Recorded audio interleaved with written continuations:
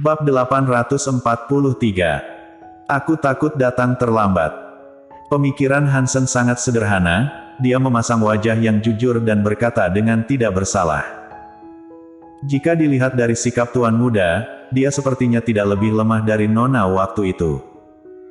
Jika tuan besar memaksanya lagi, takutnya dia tidak melanjutkan kata-kata belakangnya, tapi dia percaya semua orang pasti mengerti. Siapapun tidak akan bisa menyangka hal yang belum terjadi. Hufet, apa dia kira aku akan takut karena telah mengancam aku seperti ini? Jika tidak ada dia, aku akan mencari penerus yang lain. Jerry Yuichi berkata dengan penuh amarah, semakin memikirkan membuatnya menjadi semakin marah hingga dia menggebrak meja. Semua orang yang ada di sana langsung terkejut saat mendengar suara gebrakan meja ini.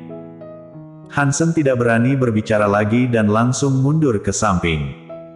Jerry Yuichi benar-benar marah, ekspresi wajahnya berubah menjadi aneh. Dia terus menghelakan nafas dan sedang memikirkan bagaimana cara mengatasi masalah ini agar memiliki akhir yang paling sempurna. Ketika otaknya sedang berpikir, tiba-tiba dia melihat di sampingnya terdapat sebuah asap yang mengepul dari teh.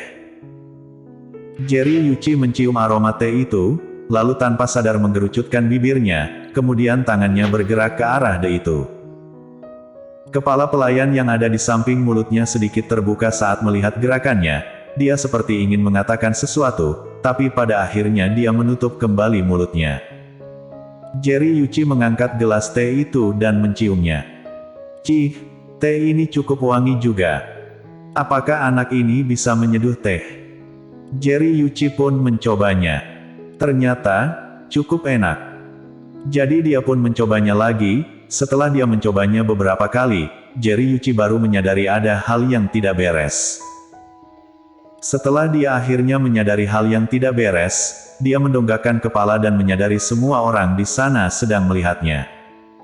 Semua orang sudah melihat kejadian yang terjadi barusan. Tapi Jerry Yuichi sekarang malah meminum teh yang diseduh oleh wanita itu. Selain itu dia meminumnya dengan ekspresi wajah yang penuh kenikmatan. Tatapan mata semua orang seketika langsung berubah. Setelah Jerry Yuichi diam 2 detik, dia menaruh kembali teh itu ke atas meja, lalu membentaknya, "Teh apa ini? Kenapa tidak enak sekali? Hansen, rasanya sangat memalukan, siapa yang tadi meminum teh di sana?" Jerry Yuichi merasa sangat malu, jadi dia pun langsung berdiri, berkata, "Ayo pergi." Sekelompok orang itu ikut dengannya keluar dari ruang sekretaris. Saat mereka keluar dari sana, kebetulan bertemu dengan Kak Janis yang akan pergi bekerja. Kak Janis pun terkejut saat melihat atasannya yang dulu di sini. "Tuan besar, kenapa Anda hari ini datang ke perusahaan?" Jerry Yuichi yang sedang marah itu memasang wajah yang kelam, dia hanya menganggukkan kepala pada Kak Janis, lalu tidak mengatakan apapun. Kepala pelayan Hansen tersenyum berkata, "Ada sedikit urusan yang harus diurus di sini." "Urusan apa?" Kak Janis langsung bertanya, "Apa perlu aku bantu?" "Sudah selesai diatasi, jadi kami pergi dulu ya." "Baiklah." Kak Janis hanya bisa melihat kepergian mereka, lalu menggaruk kepalanya sendiri. Aneh, semenjak Koldi Yuichi menjadi CEO, Tuan Besar tidak pernah datang ke perusahaan lagi. Dia tidak ragu sama sekali dengan kemampuan cucunya ini. Lalu kenapa hari ini dia bisa tiba-tiba datang ke perusahaan? Selain itu, dia juga berada di ruang sekretaris. Kak Janis sedang berpikir, tiba-tiba teringat kalau Merlin Duanmu kemarin datang kemari. Ketika memikirkan ini, Jerry Yuichi yang sudah pergi tiba-tiba menghentikan langkah kakinya, lalu berkata kepada Kak Janis, "Atur posisi ini untuk Merlin, dia ingin bekerja di perusahaan." "Merlin?" Kak Janis langsung meresponnya, "Merlin yang dimaksud pasti Merlin Duanmu yang merupakan nona dari keluarga Duanmu." "Tuan besar, sekarang sudah tidak ada posisi yang kosong di perusahaan, jika memberinya sebuah posisi, bagaimana dengan CEO?" "Cih, meskipun aku sekarang sudah tua, tapi aku masih bernafas. Perusahaan tidak semuanya dikendalikan olehnya, aku juga memiliki bagian. Kak Janis. Bebas atur dia di mana saja, yang jelas biarkan dia bisa dekat dengan Koldi Yuchi saja. Kak Janis baru saja ingin mengatakan kalau kemarin CEO sudah memberitahunya jangan biarkan orang yang tidak jelas masuk ke ruangannya. Sekarang Tuan Besar malah menyuruh orang yang tidak jelas kata CEO itu masuk ke perusahaan dan menduduki posisi agar bisa dekat dengan CEO. Bukankah hal ini benar-benar membuat dirinya kesulitan? Kenapa? Apa ada masalah?